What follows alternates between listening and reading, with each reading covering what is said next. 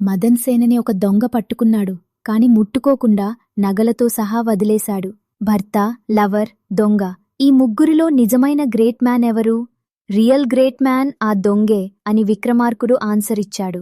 Husband, lover ఇద్దరూ duty కోసమో passion తగ్గిపోయో ఆమెను వదిలేశారు. కాని దొంగకి ఆమెను వదిలేయాల్సిన అవసరమే లేదు. అయినా నిజాయితీ చూసి ఫ్రీగా వదిలేశాడు.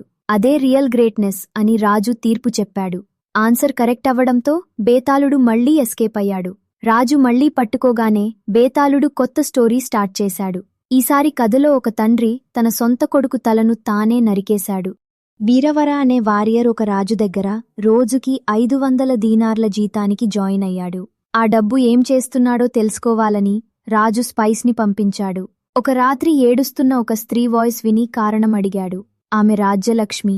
3 రోజుల్లో రాజు చనిపోతాడని చెప్పింది. తన కొడుకుని బలి ఇస్తేనే రాజు బతుకుతాడని తెలియగానే వీరవర ఏమాత్రం ఆలోచించకుండా కత్తి ఎత్తాడు. కొడుకు తల నరికాడు. అది చూసి కూతురు, భార్య కూడా ప్రాణాలు వదిలేశారు. ఒక్క రాత్రిలో ముగ్గురినీ కోల్పోయిన వీరవర ఇక తనూ చావడానికి కత్తి ఎత్తాడు. అంతలో ఇదంతా చూసిన రాజే మధ్యలో వచ్చాడు. నా కోసం ఒక సాధారణ సర్వెంట్ ఫ్యామిలీ మొత్తం చనిపోతే నేను బతకడం న్యాయమా అని రాజు కూడా తనని తానే బలి ఇచ్చుకోడానికి సిద్ధమయ్యాడు. వీరవర, అతని కొడుకు, కూతురు, భార్య, ఇప్పుడు రాజు కూడా. వీళ్ళందరిలో నిజంగా గ్రేటెస్ట్ సాక్రిఫైస్ ఎవరిది? వీళ్ళు మళ్ళీ బతికారా? జవాబు పార్ట్ 9లో.